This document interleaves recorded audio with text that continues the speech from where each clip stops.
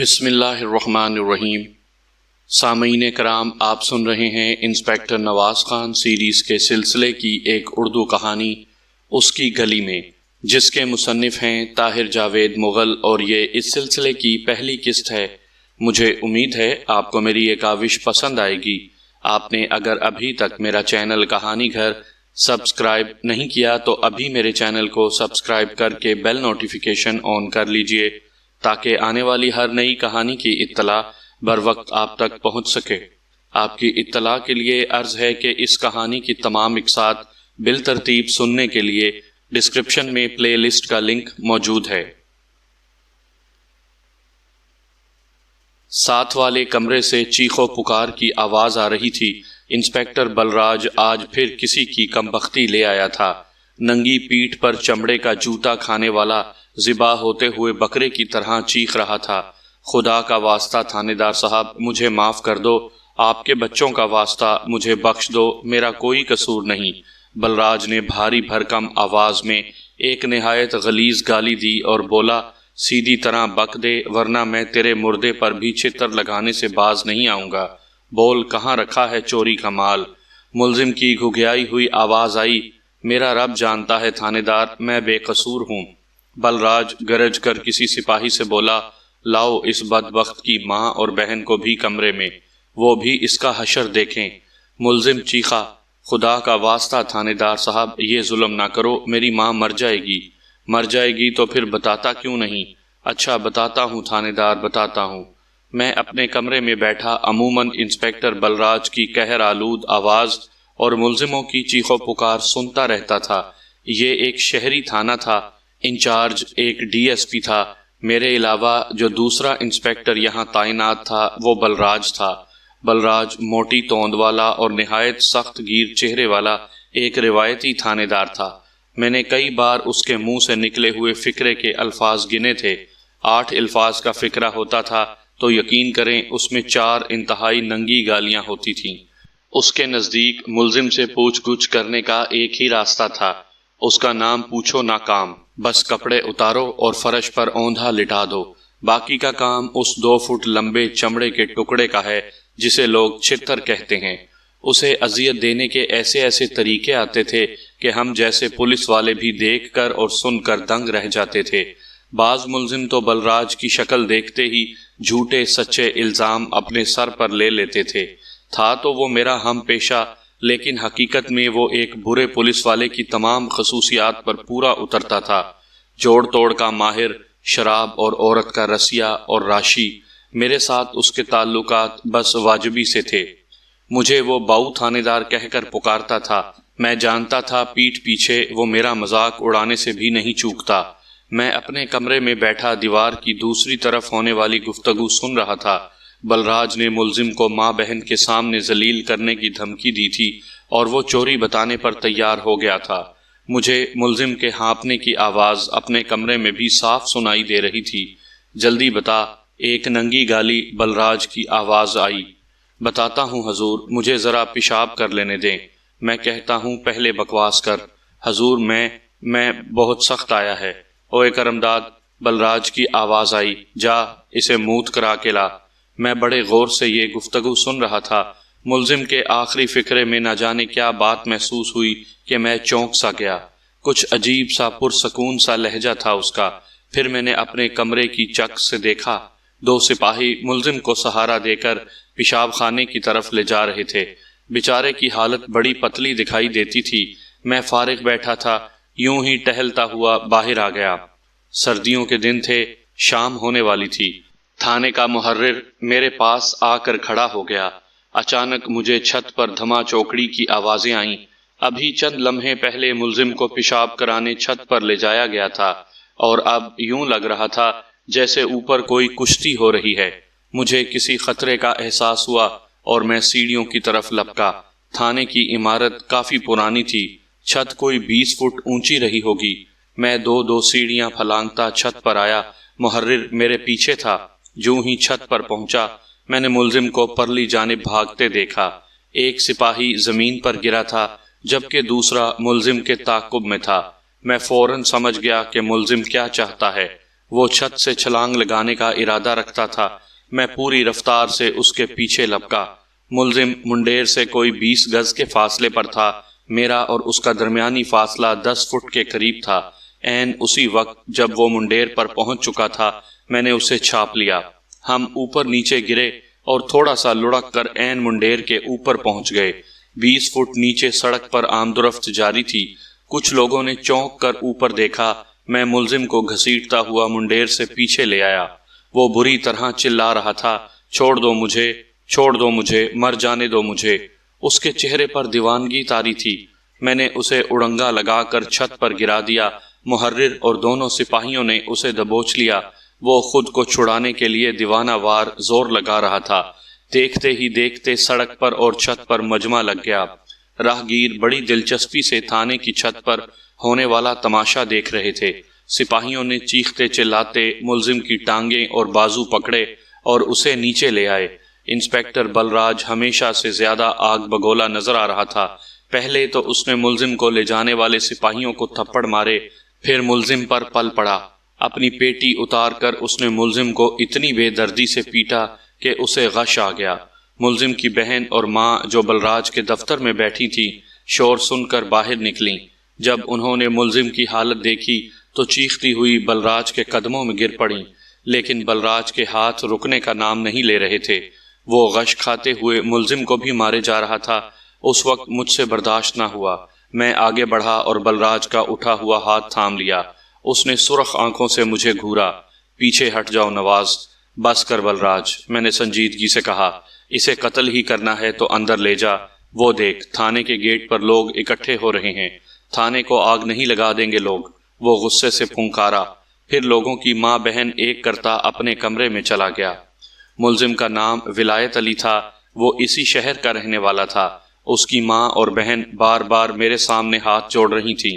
بڑھیا دہائی دے رہی تھی کہ اس کا بیٹا بے گناہ ہے، اس طرح کا الزام اس پر کبھی نہیں لگا، وغیرہ وغیرہ۔ بہرحال یہ عام باتیں تھیں۔ ملزم کے لواحقین تھانوں میں ایسے ہی دعوے کیا کرتے تھے۔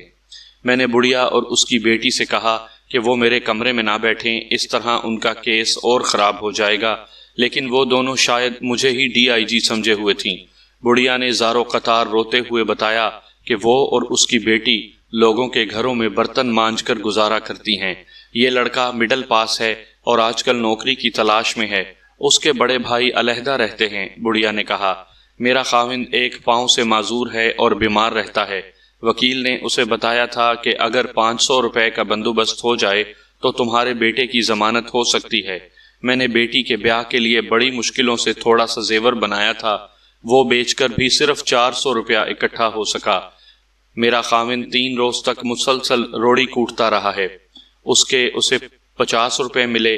50 روپے ایک خدا ترس سے ادھار لے کر ہم یہاں آئے، لیکن پتہ چلا کہ ابھی ولایت کی ضمانت نہیں ہو سکتی۔ جو کچھ ہمارے پاس تھا تھانے دار کو دے دیا، لیکن وہ 500 روپیہ اور مانگتا ہے۔ بتاؤ بیٹا، ہم اور پیسے کہاں سے لائیں؟ اب تو ہماری جانیں ہی ہیں، کہیں بک سکتی ہیں تو بیچ دو۔ بڑھیا بلک بلک کر رو رہی تھی، اور دوسری طرف بلراج ایک بار پھر ولایت سے پوچھ گچھ کرنے کی تیاری کر رہا تھا۔ تھوڑی دیر پہلے اس کی ہدایت پر ولایت علی ولد محمد بوٹا کے خلاف حوالات سے فرار کی کوشش اور پولیس ملازمین کو زد و کوب کرنے کے الزام میں پرچہ درج ہو چکا تھا۔ حالانکہ میرے خیال میں اگر ملزم سے بہت سختی بھی کی جاتی تو اقدام خودکشی کا پرچہ درج ہو جانا چاہیے۔ میں سب کچھ دیکھ اور سن رہا تھا، لیکن جانتا تھا کہ اگر میری طرف سے اس معاملے میں مداخلت ہوئی اور بلراج آگ بگولا ہو گیا تو جھگڑا ہو جائے گا۔ اب تک ولایت کی ماں اور بہن نے جو باتیں مجھے بتائی تھی ان سے بظاہر یوں لگتا تھا کہ ولایت کو کسی چکر میں پھنسایا گیا تھا، ایسا چکر جس نے اسے زندگی تک سے بیزار کر دیا ہے۔ انسپکٹر بلراج یہی رٹ لگا رہا تھا کہ ملزم نے فرار ہونے کی کوشش کی ہے، جبکہ ایک عام سوجھ بوجھ کا شخص بھی سمجھ سکتا تھا کہ 20 فٹ اونچی چھت سے پختہ سڑک پر گر کر ہاتھ پاؤں کا سلامت رہنا ہی بڑی بات تھی، فرار ہونا تو دور کی چیز ہے۔ پھر میں نے ملزم کو خود چھت سے پکڑا تھا۔ اس کا رویہ یقیناً ایک خودکشی کرنے والے کا تھا۔ مجھے مر جانے دو، مر جانے دو، اس کے یہ الفاظ ابھی تک میرے کانوں میں گونج رہے تھے۔ عام طور پر پولیس والے خواہ مخواہ کے جھنجٹ میں نہیں پڑتے۔ لیکن ولایت علی کا جھنجھٹ ایسا تھا جسے میں نے خود قبول کیا۔ ہوا یوں کہ جب ولایت علی کو پھر مار پڑنا شروع ہوئی اور اس کی ماں بہن نے میرے کمرے میں رونا چلانا شروع کیا تو میں اٹھ کر بلراج کے پاس گیا۔ اس نے ملزم کو چھت سے الٹا لٹکا رکھا تھا۔ میں نے بلراج کو ایک طرف لے جا کر کہا، دیکھ یار، ابھی 2 گھنٹے پہلے کتنا بڑا حادثہ ہونے والا تھا، اگر یہ مر جاتا تو ہم سب مصیبت میں پڑ جاتے، کہیں اب پھر یہ کوئی ایسی حرکت نہ کر دے، میرا خیال ہے اسے آج کی رات سوچنے کا موقع دو۔ وہ تنک کر بولا، ایک تو باؤ یار میں تجھ سے بڑا تنگ ہوں، ہر چور اچکے کا ماما بن جاتا ہے تو۔ مجھے اس کے لہجے پر اتنا طیش آیا کہ میرا ہاتھ اٹھتے اٹھتے رہ گیا۔ مجھے اس تھانے میں آئے ابھی مہینہ 1.5 ہوا تھا اور بلراج میرے مزاج سے واقف نہیں تھا۔ یہاں صرف ایک شخص تھا جو مجھے اچھی طرح جانتا تھا اور وہ تھا یہاں کا انچارج ڈی ایس پی عطا اللہ خان۔ میں ایک لفظ کہے بغیر بلراج کے پاس سے چلا آیا۔ اپنے کمرے میں پہنچا تو بڑھیا بے ہوش ہو چکی تھی۔ اس کے دانت مضبوطی سے ایک دوسرے پر جمے ہوئے تھے اور ہاتھ پاؤں مڑ گئے تھے، پنجابی میں اسے دندن پڑنا کہتے ہیں۔ اس کی جوان سال بیٹی ماں کا سر گود میں رکھے زار و قطار رو رہی تھی۔ اس کے لمبے سیاہ بال ماں کے سفید بالوں سے چھو رہے تھے۔ مجھے دیکھ کر وہ جلدی سے اٹھ کھڑی ہوئی اور ہچکیاں لیتے ہوئے بولی، تھانے دار صاحب، میری ماں اور بھائی کو بچا لیجئے، آپ جو بھی کہیں میں کرنے کو تیار ہوں، مجھے جہاں کہیں میں چلی جاؤں گی۔ میں ایک لمحے کے لیے سناٹے میں آ گیا تو معاملہ یہاں تک پہنچا ہوا تھا۔ میں نے ایک نظر غور سے لڑکی کو دیکھا، بمشکل 19-20 سال کی ہوگی۔ شکل گو زیادہ خوبصورت نہیں تھی لیکن جسم پرکشش تھا۔ اس نے نہایت بوسیدہ سے کپڑے پہن رکھے تھے، پاؤں سے ننگی تھی۔ میرے کانوں میں اس کے الفاظ نشتر چبھو رہے تھے، تھانے دار صاحب آپ جہاں بھی کہیں میں چلی جاؤں گی۔ میں نے اسے گھورتے ہوئے پوچھا، کیا کسی نے تم سے کہیں چلنے کو کہا تھا؟ جی ہاں، کل اس لمبے سپاہی نے کہا تھا کہ تھانے دار سے گھر چل کر بات کرو، وہاں وہ تمہاری بات سن لے گا۔ پھر تم وہاں گئیں؟ جی ہاں، لڑکی کے منہ سے نکلا۔ میرا دماغ چکرا رہا تھا۔ پھر کیا ہوا؟ میں نے پوچھا۔ لڑکی نے میلی کچیلی چادر سے آنسو پوچھے اور بولی، میں اور ماں دونوں سپاہی کے ساتھ گئی تھی لیکن وہ ہمیں تھانے دار صاحب کے بجائے اپنے گھر لے گیا۔ اس نے ہمیں بہت ڈرایا دھمکایا اور کہا کہ تمہارے آدمی پر قتل کا کیس بھی پڑ جائے گا۔ پھر اس نے کہا کہ میں تھانے دار صاحب سے کہہ کر ولایت کی ضمانت کرا سکتا ہوں۔ دراصل اس کی نیت خراب تھی، وہ مجھے بڑی بری نظروں سے دیکھ رہا تھا۔ پھر اس نے میری ماں کو باہر بھیجنے کے لیے بہانہ بنایا، اسے ایک فارم دے کر کہنے لگا کہ ڈاک خانے سے اس پر ٹکٹیں لگوا لاؤ۔ میری ماں کو شک ہو گیا۔ جوں ہی وہ کسی کام سے دوسرے کمرے میں گیا، ماں مجھے ساتھ لے کر باہر نکل آئی۔ ہم نے کسی سے اس بات کا ذکر تک نہیں کیا۔ پھر بھی آج میرے بھائی پر اتنی سختی ہوئی ہے، اگر ہم بتا دیتی تو پتہ نہیں کیا ہوتا۔ لڑکی کی آنکھیں جو رونے سے اور بھی شفاف ہو چکی تھیں، لگاتار آنسو بہا رہی تھیں۔ لمبے سپاہی کا اشارہ میں اچھی طرح سمجھ گیا تھا، وہ بلراج کا ہیڈ کانسٹیبل عنایت مسیح تھا۔ میں نے بڑھیا کی طرف دیکھا، اسے اب ہوش آ گیا تھا۔ میرے ہیڈ کانسٹیبل خوشی محمد نے اسے عقب سے سہارا دے رکھا تھا۔ وہ بار بار کہہ رہی تھی، ہائے میرا بچہ، وہ میرے بچے کو مار دے گا، خدا کے لیے کوئی اسے بچائے۔ میں نے عورت کو تسلی و تشفی دے کر چپ کرایا۔ پھر میں نے ایک فیصلہ کیا اور تیز قدموں سے ڈی ایس پی صاحب کے کمرے کی طرف چل دیا۔ سلوٹ کر کے میں نے ان کے سامنے کرسی سنبھالی۔ وہ چھت پر پیش آنے والے واقعے کے بارے میں تفصیلات معلوم کرنے لگے۔ میں نے بلراج کے خلاف کوئی بات نہیں کی۔ جب گفتگو کا سلسلہ ختم ہوا تو میں نے عطا صاحب سے کہا، جناب میں چاہتا ہوں کہ اس لڑکے ولایت کا کیس میں ہینڈل کروں۔ بلراج صاحب آج کل خاصے مصروف ہیں اور میرے خیال میں یہ کیس کافی وقت اور توجہ مانگتا ہے۔ تو تمہارا مطلب ہے بلراج پوری توجہ نہیں دیتا؟ ڈی ایس پی کا لہجہ کچھ بدلا سا تھا۔ نہیں جناب، میں نے توجہ کے ساتھ وقت کا لفظ بھی استعمال کیا ہے۔ ان کے پاس اتنا وقت نہیں جو میں سمجھتا ہوں اس کیس کے لیے ضروری ہے۔ بھائی یہ تو ایک سیدھا سا معاملہ ہے، تم خواہ پریشان ہو رہے ہو۔ اس قسم کی باتوں سے سٹاف میں بددلی پھیلتی ہے۔ مجھے ڈی ایس پی سے اس قسم کے جوابات کی توقع نہیں تھی۔ میرا شک یقین میں بدل گیا کہ جب میں ملزم کی بہن سے باتیں کر رہا تھا، بلراج آ کر ڈی ایس پی سے مل گیا تھا۔ دیرینہ ساتھ کی وجہ سے ان دونوں میں گہرے تعلقات تھے، لیکن ڈی ایس پی کا رویہ مجھ سے اب تک مہربانہ رہا تھا۔ وہ میرے سابقہ ریکارڈ سے بخوبی واقف تھا۔ میں سمجھتا تھا کہ وہ بخوشی مجھے تفتیش کی اجازت دے دیں گے، لیکن لگتا تھا بلراج اس معاملے کو انا کا مسئلہ بنا رہا ہے۔ اگر میں ڈی ایس پی سے بحث کرتا تو ممکن تھا وہ بھی ایسا ہی سمجھنے لگتے۔ ابھی میں اٹھنے کی تیاری کر ہی رہا تھا کہ ٹیلی فون کی گھنٹی بجی۔ دوسری طرف یقیناً کوئی اعلیٰ آفیسر تھا، شاید ایس پی صاحب تھے۔ ڈی ایس پی کا لہجہ مودبانہ ہو گیا۔ وہ قریب 10 منٹ تک گفتگو کرتے رہے۔ اس گفتگو سے میں نے جو اندازہ لگایا وہ یہ تھا کہ یہ جب چھت پر ملزم اور تھانے کے عملے کے درمیان کشمکش ہو رہی تھی، سڑک پر بہت سے لوگ جمع ہو گئے تھے۔ لوگوں کے جمع ہونے سے کچھ دیر کے لیے ٹریفک بھی رک گئی تھی۔ اس جام ٹریفک میں ایک گاڑی کسی صوبائی وزیر کی تھی۔ وزیر کی گاڑی کے ساتھ ایک جیپ میں پریس کے نمائندے بھی تھے۔ ان لوگوں نے جیپ کی چھت پر کھڑے ہو کر چھت پر ہونے والی ہاتھا پائی کی تصویریں بنائی تھیں۔ وزیر صاحب نے بھی سارا معاملہ اپنی آنکھوں سے دیکھا تھا۔ اب وہ متعلقہ حکام پر سخت برہم ہوئے تھے۔ ان کا کہنا تھا کہ اس تھانے میں پہلے بھی 1-2 واقعات ایسے ہو چکے ہیں، بلکہ ایک واقعہ خود میری تعیناتی کے دوران ہوا تھا۔ ایک حوالاتی نے بجلی کا بلب توڑ کر چبا لیا تھا۔ بعد میں ہسپتال میں بمشکل اس کی جان بچائی جا سکی تھی۔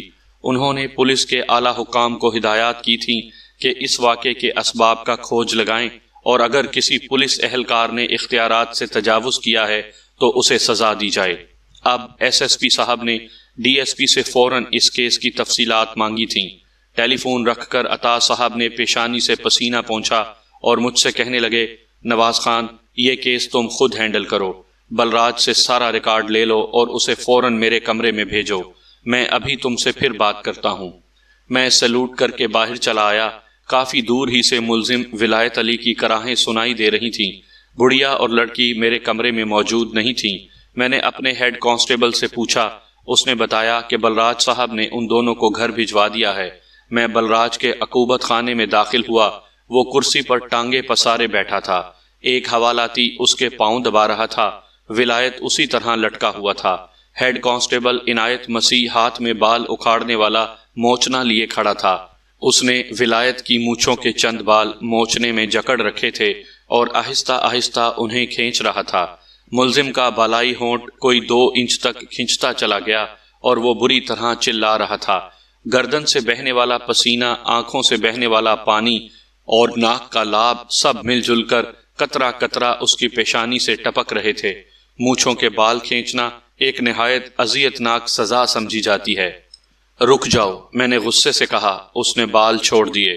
بلراج کڑی نظروں سے مجھے دیکھنے لگا۔ بلراج، عطا صاحب بلا رہے ہیں، میں نے گہری سنجیدگی سے کہا۔ اس کے چہرے پر حیرت کے آثار نظر آئے، پھر کچھ کہے بغیر باہر نکل گیا۔ لمبا ہیڈ کانسٹیبل عنایت مسیح کبھی میری طرف اور کبھی ہاتھ میں پکڑے موچنے کی طرف دیکھ رہا تھا۔ میں نے آگے بڑھ کر موچنا اس کے ہاتھ سے لے لیا۔ یہ موچنا مجھے دے دے عنایت، ہو سکتا ہے کل کلاں تیری مونچھیں اکھاڑنی پڑیں۔ میں سمجھا نہیں صاحب۔ جس بہن کو گھر لے گیا تھا وہ سب بتا دے گی اور سمجھا بھی دے گی، میں نے کہا۔ عنایت مسیح کا تاریک چہرہ اور تاریک نظر آنے لگا۔ ولایت علی کی حالت کافی خراب تھی۔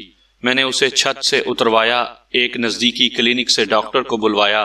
اس نے بتایا کہ مریض کو اندرونی طور پر سخت چوٹیں آئی ہیں، لیکن خطرے کی بات نہیں۔ گرم دودھ وغیرہ پلوا کر میں نے ہیڈ کانسٹیبل خوشی محمد کو کہا کہ اسے کمبل دے کر چارپائی پر لٹا دے۔ خوشی محمد کی ڈیوٹی رات کی تھی۔ ضروری ہدایات دے کر میں تھانے سے چلا آیا۔ اگلے روز منہ اندھیرے ایک سپاہی نے میرا دروازہ کھٹکھٹایا اور اطلاع دی کہ ملزم ولایت حوالات سے فرار ہو گیا ہے۔ میں ایک لمحے کے لیے حیران رہ گیا۔ اس کی حالت تو ایسی نہیں تھی کہ بھاگ سکتا، لیکن سپاہی جھوٹ تو نہیں بول سکتا۔ اچانک مجھے صورتحال کی سنگینی کا احساس ہوا۔ یہ معاملہ اعلیٰ افسران کے نوٹس میں تھا۔ اس کام کو اس طرح بگڑنا نہیں چاہیے تھا۔ میں نے اسی وقت کپڑے تبدیل کیے اور بھاگم بھاگ تھانے پہنچا۔ حوالاتیوں کو عام طور پر ایک بیرک کے اندر زمین پر بچھی ہوئی چاول کی چھال پر سلایا جاتا تھا، لیکن میری ہدایت پر ولایت کو ایک دوسری کوٹری میں چارپائی دی گئی تھی۔ میں نے جگہ کا معائنہ کیا۔ چارپائی، لحاف، تکیا، سب کچھ اسی طرح پڑا تھا۔ کمرے کی پکی دیوار میں کوئی 1.5 مربع فٹ کا سوراخ نظر آ رہا تھا اور مجرم غائب تھا۔ یہ کوٹری عمارت کی بیرونی جانب تھی اور شاذ و نادر ہی یہاں کوئی حوالاتی رکھا جاتا تھا۔ بہرحال جیسے بھی ہوئی تھی غلطی ہو چکی تھی۔ میرے خیال میں سب سے زیادہ قصوروار ہیڈ کانسٹیبل خوشی محمد تھا۔ حوالاتیوں کی نگہداشت اس کی ذمہ داری تھی اور میں نے خاص طور پر اسے ولایت کا خیال رکھنے کی تاکید کی تھی، لیکن لگتا تھا رات کسی پہر وہ سو گیا تھا اور ملزم کو نقب لگا کر فرار ہونے کا موقع مل گیا۔ بڑی شرم کی بات تھی کہ تھانے میں نقب لگائی گئی تھی، یعنی چراغ تلے اندھیرے والا معاملہ ہو گیا تھا۔ میں نے کانسٹیبل خوشی محمد سے سوالات کیے۔ وہ سخت پریشان نظر آتا تھا، شاید اسے اپنی نوکری کی فکر کھا رہی تھی۔ میں نے اسے تسلی دے کر کہا کہ جو کچھ ہونا تھا ہو چکا، اب ہمیں اس بگڑے ہوئے معاملے کو سنوارنا ہے۔ میں نے اس سے پوچھا کہ رات اس کے ساتھ اور کون کون تھا۔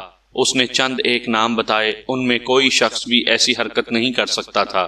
بہرحال سب سے پہلا کام میں نے یہ کیا کہ ایک ASI کو 2 کانسٹیبلوں کے ساتھ ملزم کے متوقع ٹھکانوں پر بھیجا۔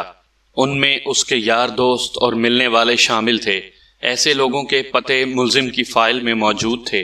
خود میں 2 کانسٹیبلوں کے ساتھ اس کے گھر روانہ ہوا۔ وہ ایک کچی آبادی میں رہتا تھا۔ تنگ و تاریک گلیوں میں سے ہوتے ہوئے ہم اس کے گھر پہنچے۔ ابھی اجالا پورا نہیں پھیلا تھا۔ میں نے ٹاٹ کا پردہ اٹھا کر لکڑی کا بوسیدہ دروازہ کھٹکھٹایا۔ کون ہے؟ ایک عمر رسیدہ مردانہ آواز آئی اور ایک بوڑھے نے دروازہ کھولا۔ سامنے پولیس کو دیکھ کر اس کی وہی حالت ہوئی جو غریب غربا کی ہوا کرتی ہے۔ وہ تھر تھر کانپنے لگا۔ میں نے اسے کہا گھر میں پردہ کراؤ۔ وہ بولا مائی باپ، آپ سے پردہ کرنے والا کون ہے؟ آپ بادشاہ ہیں، مالک ہیں۔ اس نے دروازہ کھول دیا۔ ہم اندر داخل ہوئے۔ بڑھیا اور اس کی بیٹی بھی جاگ گئی تھیں۔ بڑھیا کے بال بکھرے تھے اور لڑکی کا دوپٹہ پاؤں میں جھول رہا تھا۔ خوف کے بجائے وہ امید بھری نظروں سے میری طرف دیکھ رہی تھی۔ ایک لمحے میں نے محسوس کر لیا کہ ملزم یہاں نہیں پہنچا، یا کم از کم ان لوگوں کو اس کا پتہ بھی نہیں۔ بڑھیا بولی، تھانے دار پتر، میرا ولایت ٹھیک ہے نا؟ میں نے کانسٹیبلوں سے کہا کہ گھر کی تلاشی لیں۔ انہوں نے جلدی جلدی گھر کے کونے کھدرے دیکھ ڈالے اور آ کر نفی میں سر ہلا دیا۔ بوڑھے بڑھیا کی نگاہوں میں اب حیرت پائی جاتی تھی۔ بڑھیا ڈری ہوئی بولی، پتر خیر تو ہے نا؟ میں نے سخت لہجے میں کہا، مائی تیرے پتر کو میری مہربانی راس نہیں آئی، وہ حوالات سے بھاگ گیا ہے اور مجھے یقین ہے کہ تم لوگوں نے ہی اسے چھپایا ہے۔ سیدھی طرح اس کا پتہ دو ورنہ برا حشر ہوگا۔ میرے بدلے ہوئے تیور کو دیکھ کر بڑھیا کے ہاتھ کانپنے لگے، لڑکی بھی رونے لگی۔ بوڑھا بولا، تھانے دار صاحب، رب جانتا ہے ہمیں اس کے بارے کچھ پتہ نہیں۔ ہم تو امید لگائے بیٹھے تھے کہ آج اس کی رہائی ہو جائے گی۔ جنتے کا آپ کی تعریفیں کر کر کے منہ سوکھ رہا تھا۔ کہتی تھی اللہ نے میرے بچے کی مدد کے لیے فرشتہ بھیج دیا ہے، اب وہ ضرور گھر آ جائے گا۔ خدا کی قسم ہمیں اس کے علاوہ کچھ پتہ نہیں۔ میں نے کہا بابا کچی باتیں نہ کر، وہ تیرا بیٹا ہے، تجھے اس کے بارے پتہ نہیں ہوگا تو کسے ہوگا؟ تم لوگ اسے بچا کر اور زیادہ مصیبت میں ڈالو گے۔ اگر اپنی اور اس کی خیریت چاہتے ہو تو اس کا پتہ بتا دو۔ میرا لہجہ اور رویہ دیکھ کر بڑھیا آگے بڑھی، پھر اپنی چادر اتار کر چارپائی پر بچھاتی ہوئی بولی، لے پتر یہاں بیٹھ، میں تجھے بتاتی ہوں۔ پھر اس نے بازو سے پکڑ کر مجھے چارپائی پر بٹھا دیا۔ بوڑھا بولا، تھانے دار جی ہم بے قصور ہیں۔ بڑھیا نے اسے ڈانٹا، تو چپ کر کے بیٹھ جا۔ پھر میرے قریب بیٹھتی ہوئی بولی، پتر خدا کے بعد تو ہی ہمارا آسرا ہے، میں تجھ سے کچھ نہیں چھپاؤں گی۔ پھر اس نے لڑکی کی طرف دیکھا، جا رانی، ادھر کھڑی منہ کیا دیکھ رہی ہے؟ لڑکی اندر چلی گئی۔